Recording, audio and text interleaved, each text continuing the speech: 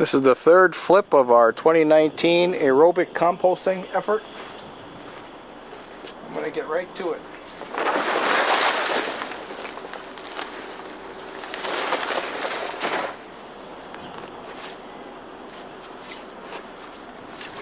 I saw a vulture fly over before.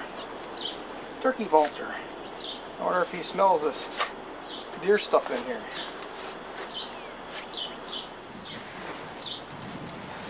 Okay, that's all the bottom layer. I'm talking to my video.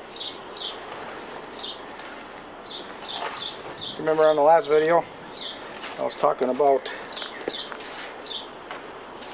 how because I got the tarp on there, all this moisture that's rising up is kind of captured in there and keeps that top moist. But the bottom layer around the edge, that is what kind of dries out a little bit. And when we do our flip, I'm calling it a flip because we want to flip the outside of the old pile and put it into the inside of the new pile. So that's what I'm doing by taking this material on this outside edge first. Now it's all in this new pile right here, and it's going to have the benefit of all that bacterial action right in the center. That's where it's going to be the hottest. And I get these little balls that roll off. And I get those into that a little bit as well. Those balls are otherwise known as horse apples. It's horse manure that's balled up a little bit. Now we get that manure in there. This is where I normally add water because that's the portion of the pile that dries out the fastest.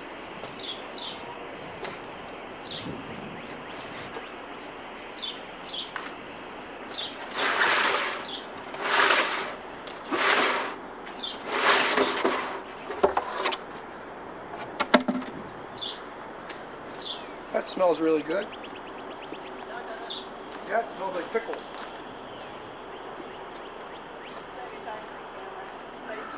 I am.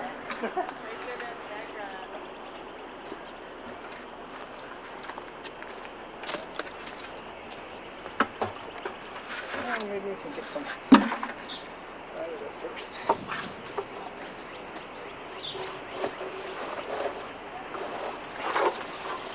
This was formerly a pickle barrel, so that makes sense. It smells like pickles.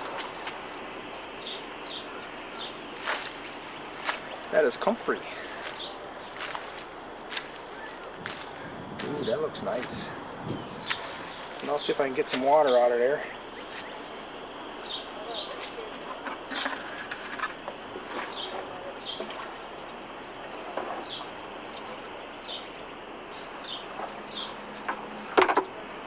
Nice batch of water.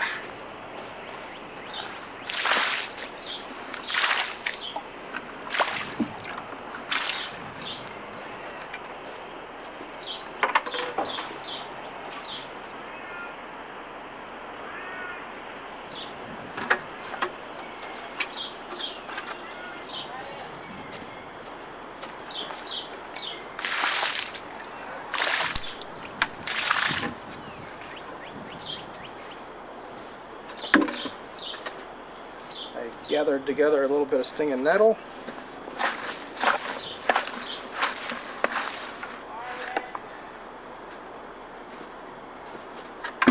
There's also some thistles in there. This is burdock.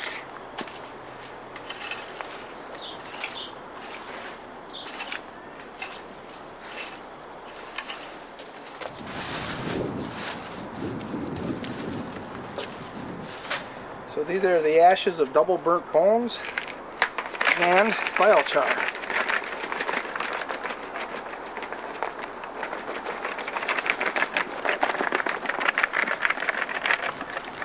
And there's also wood in there, wood ashes involved in here because I burnt it with wood.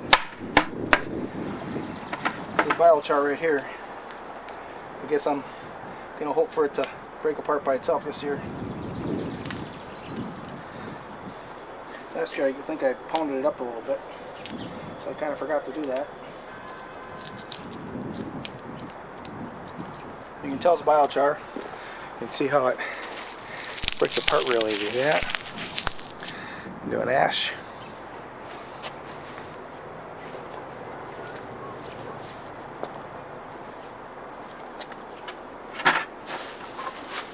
This is.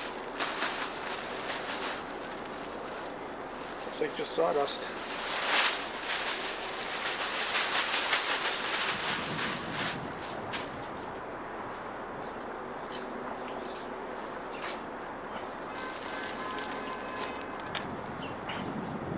I think it's the 12th of May today, and I'm going to keep doing this. If I can keep it going, I'll keep doing it till the end of May. 2 weeks, 3 weeks at the most, into June a little bit, and I'm going to plant this area.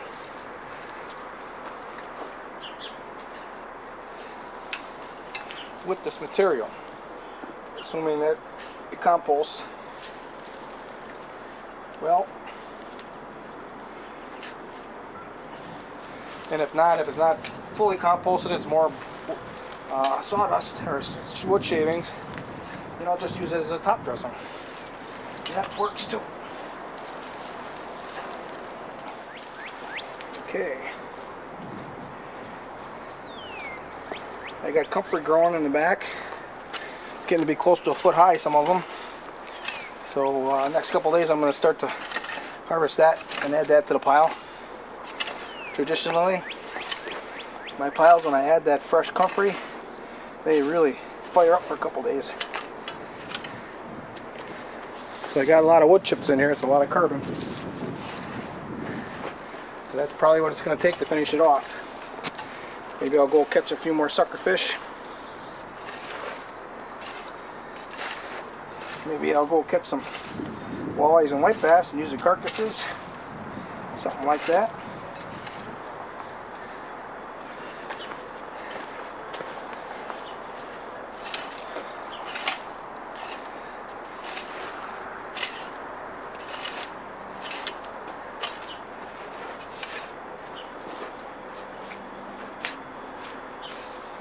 So I read an article today about biochar, about the Preta soils that was discovered in South America. For the indigenous people, they were using a form of biochar. The evidence is they were growing a lot of food.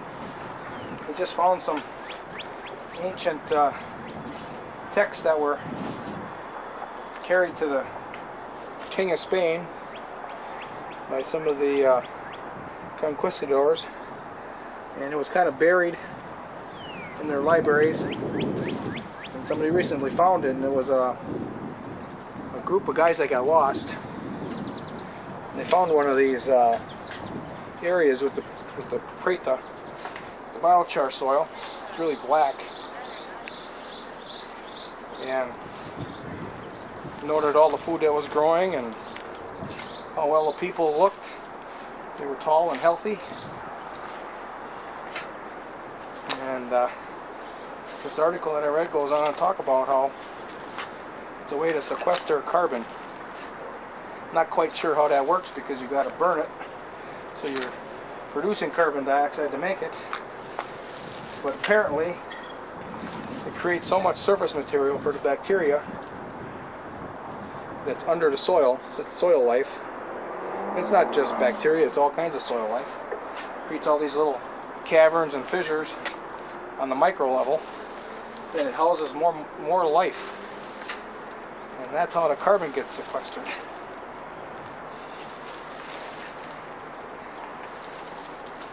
As you know, like bacteria, it breathes in carbon dioxide and breathes out oxygen.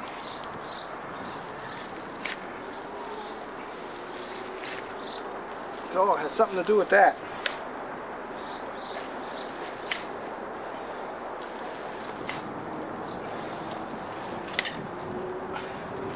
I see little chunks of fish from that big, huge iceberg that I put in here of fish carcasses. There ain't much left. So that's 2 days. And it's almost gone. That's powerful.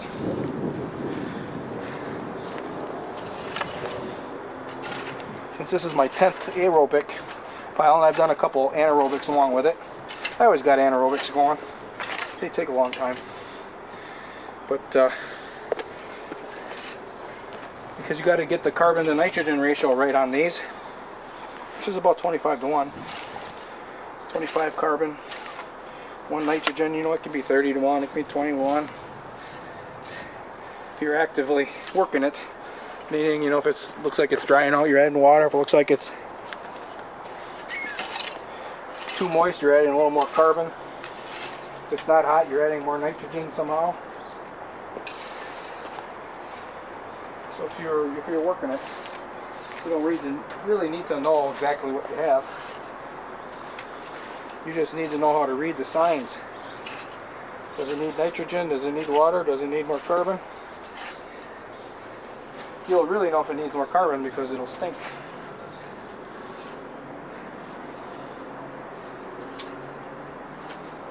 Fill up a jug full of, or a little pail full of urine and leave it sit there for a couple days and take a whiff. That's what it'll smell like. Boy, this pile looks pretty good. It's starting to break down. Let's get some more water and junk in it. Oh, let's get some junk in it first.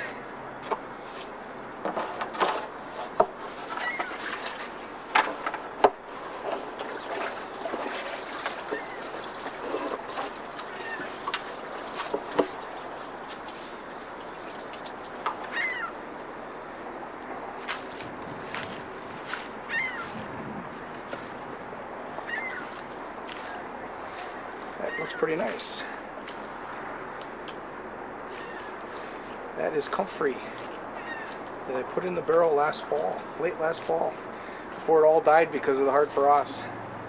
And then I topped it off with water. And even though we're getting hard frost, when I topped it off with water and put some sticks in it, so made sure it was underwater, even though we got hard frost, it probably took a month and a half before that all froze solid. So it fermented.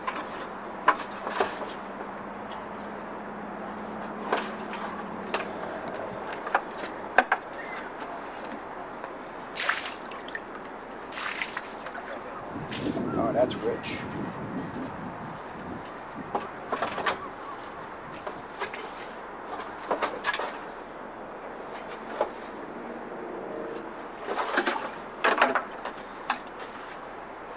I think I'll get some more water and put it in that barrel for the next foot.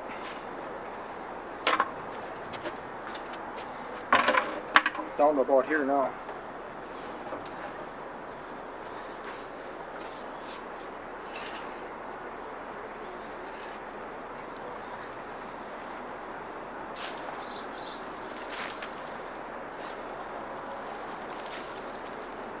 There's some of that fish right there. Right here. That is pretty close to being gone. Here's the whole bunch of it right here. Just spread it around on here. Oh yeah. That looks pretty good like that. I think I'm getting a good shot of it.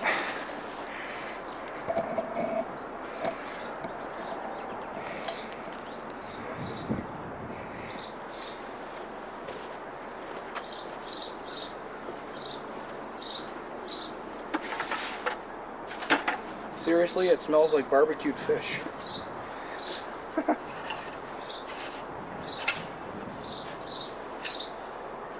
You'd think they would stink, but it's warm enough that it's cooking.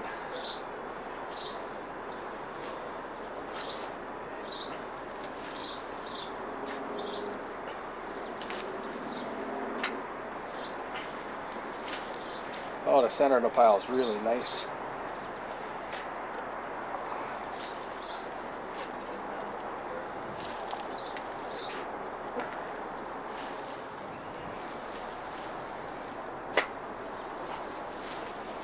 Get a little bit of that white mold I was told that that's not mold, that's a form of aerobic bacteria. I don't study this stuff, I don't look at it with a microscope. I'm just doing it. I think it's important to do it and use your intuition. Stop worrying about the small stuff and just start getting the job done.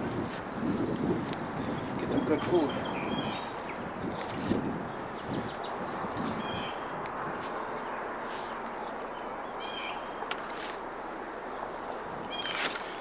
You can hear a blue jay in the background. There was like 30 of them, flock of 30 of them that came in yesterday. I'm gonna have to start looking for another tarp. I'll have to watch Craigslist or the marketplace or something. It doesn't have to be black.